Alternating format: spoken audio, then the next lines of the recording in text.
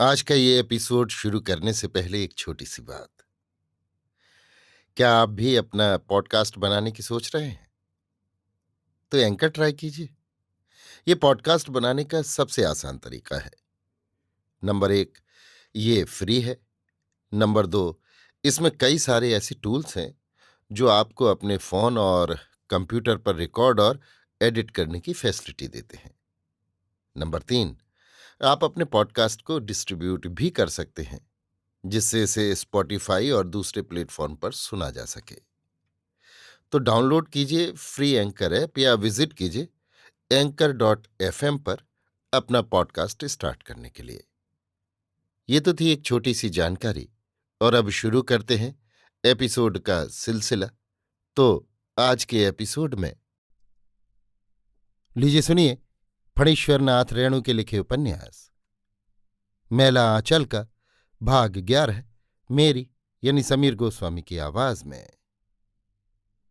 नहीं तोरा आहे प्यारी तेग तरबरिया से, नहीं तोरा पास में तीर जी। एक सखी ने पूछा कि हे सखी, तुम्हारे पास में न तीर है न तलवार।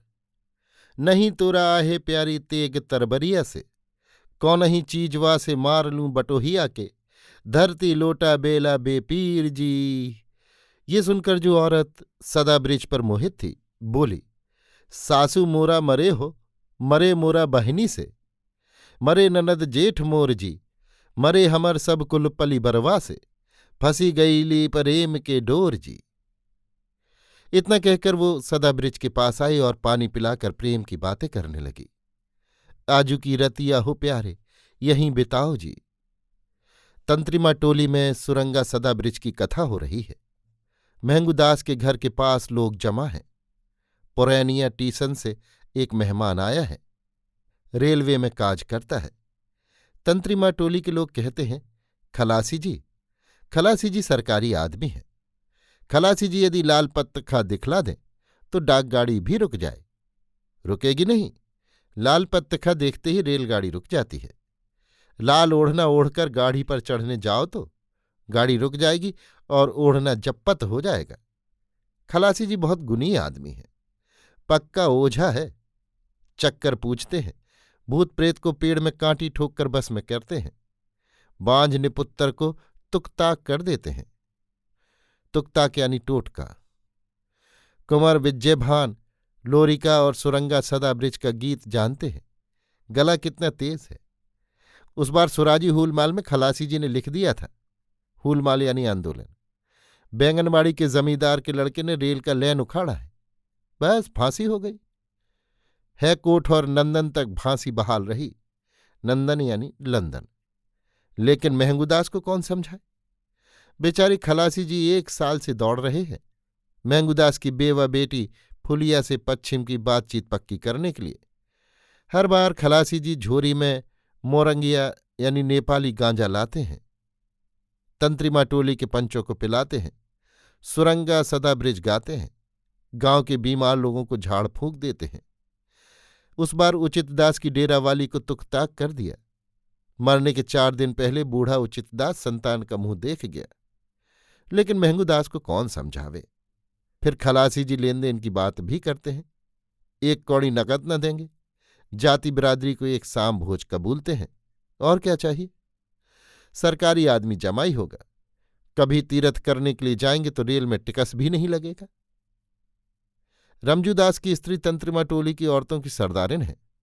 हाट बाजार जाने के समय, मालिकों के खेतों में धान रोपने और काटने के समय और गांव में शादी ब्याह के समय टोले भर की औरतें उसकी सरदारी में रहती हैं। राजपूत, बाभन और मालिक टोले सभी बाबू बबुआन से मुहामुही बात करती है।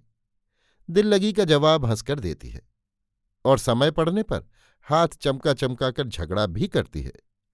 एक बार तो सिंह जी की भी सीसी सटका दिया था। बूढ़ा हो गया है, चाट लगी हुई है, सिर के बाल सादा हो गए हैं, मन का रंग नहीं उतरा है। हमारा मुंह मत खुलवाइए सिंह जी, उससे सभी डरते हैं। ना जाने कब किसका भेद खोल दे। सभी उसकी खुशामद करते हैं। टोले भर की जवान लड़कियां उसकी मुट्ठी में रहती हैं। उससे कोई बाहर नहीं। खलासी जी इस बार लाल बाग मेला से उसके लिए असली गिलट का कंगना ले आए हैं, चांदी की तरह चमक है। मौसी किसी तरह फुलिया से चुमौना ठीक कर दो। चुमौना यानी सगाई। अरे सूते ले देबो हो प्यारे लाली पलंगिया से, खाए ले गुआ खिल्ली पान जी। खलासी जी आज दिल खोलकर गा रहे हैं। उन्हें आज ऐसा लग रहा है कि वे खुद सदाब्रिज हैं, लेकिन ना तो उसकी फुलिया उसे रहने के लिए विनती करती है और न महंगूदास चमौना की बात मंजूर करता है। अरे सूते ले देबो हो प्यारे लाली पलंगिया से। फुलिया क्या करे, माँ बाप के रहते वो क्या बोल सकती है। अंदर ही अंदर मन जलकर खाक हो रहा है, लेकिन मुंह नहीं खोल सकती। लोग क्या कहेंगे। रमजूदास की स्त्री फुलिया के जलते हुए दिल की बात जानती है। उस दिन फुलिया कह रही थी, मामी काली क्रिया किसी से कहना मत। खलासी जी इतने दिनों से दौड़ रहे हैं, बाबा कोई बात साफ साफ नहीं कहते हैं। आखिर वो बेचारा कब तक दौड़ेगा, यहां नहीं तो कहीं और ढूंढेगा। दुनिया में कहीं और तंत्री माँ की बेटी नहीं है क्या। जब एक दिन कुछ हो जाएगा तो सहदेव मिसर देह पर माछी भी नहीं बैठने देगा। तब करो खुशामद नक्कट्टी चमाइन की और चिचाए की माँ की। मुसब्बर चबाओ और एड़ी से पेट को आटा की तरह गुथवाओ। उस बार जोतकी जी का बेटा नामलरेन ने क्या दिया, अंत में नक्कट्टी को गाभिन बकरी देकर पीछा छुड़ाया। याद जो आवे है प्यारी तोहरी सुरतिया से, शाले करेजवा में तीर जी। खलासी जी का तीर खाया हुआ दिल तड़प रहा है। फुलिया क्या करे, लेकिन रमजूदास की स्त्री का मुंह कौन बंद कर सकता है। अरे फुलिया की माए, तुम लोगों को ना तो लाज है और न धर्म। कब तक बेटी की कमाई पर लाल किनारी वाली साड़ी चमकाओगी। आखिर एक हद होती है किसी बात की। मानती हूं कि जवान बेवा बेटी दुधार गाय के बराबर है, मगर इतना मद्दू हो कि देह का खून भी सूख जाए। अरे हाँ हाँ, बेटा बेटी केकरो घीढारी करे मंगरो। चालनी कहे सुई से कि तेरी पेंदी में छेद। हाथ में कंगना तो चमका रही हो, खलासी को एक पुड़िया सिंदूर नहीं जुटता है। फुलिया की माँ ने जब से रमजूदास की स्त्री के हाथ कंगना देखा है, उसका कलेजा जल रहा है। महंगूदास पर गुस्सा करने से कोई फायदा नहीं। खलासी की बुद्धि ही मारी गई है। रमजू की स्त्री को कुटनी बहाल किया है, कंगना दिया है। रमजू की स्त्री काली माई है जो लोग उसकी बात को मान लेंगे। मुंह संभाल कर बात कर नेंगड़ी, बात बिगड़ जाएगी। खलासी हमारा बहन बेटा है, बहन बेटा लगाकर गाली देती है। गाली हमारे देह में नहीं लगेगी, तेरे देह में तो लगी हुई है। अपने खास भतीजा तेतरा के साथ भागी तू और गाली देती है हमको। शर्म नहीं आती है तुझको, बेशर्मी बेलज्जी। भरी पंचायत में जो पीठ पर झाड़ू की मार लगी थी सो भूल गई। गुआरटोली के कल्लू के साथ रात भर भैंस पर रसलीला करती थी, सो कौन नहीं जानता। तू बात करेगी हमसे। रे सिंघवा की रखेली, सिंघवा के बगान का बम्बे आम का स्वाद भूल गई। तरबन्ना में रात भर लुक्का चोरी मैं ही खेलती थी रे। कोराखा बच्चा जब हुआ था तो कोराखा सिंघवा से मुंह देखौनी में बाछी मिली थी, सो कौन नहीं जानता। इतना बात सुनते ही सदाब्रिज फिर मूर्छित होकर धरती पर गिर पड़ा।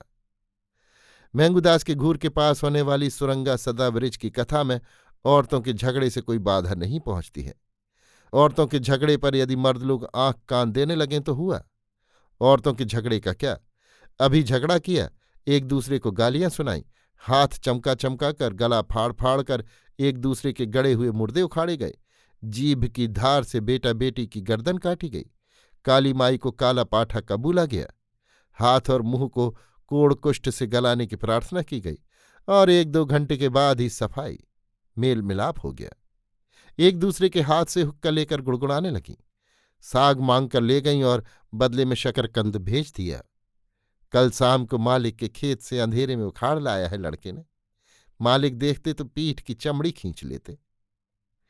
पहले झगड़ा का सिरगणेश 2 ही औरतों से होता है। झगड़े के सिलसिले में एक एक कर पास पड़ोस की औरतों के प्रसंग आते जाते हैं और झगड़ने वालियों की संख्या बढ़ती जाती है। झगड़े से उनके कामकाज में भी कोई बाधा नहीं पहुंचती है। काम के साथ साथ झगड़ा भी चल रहा है।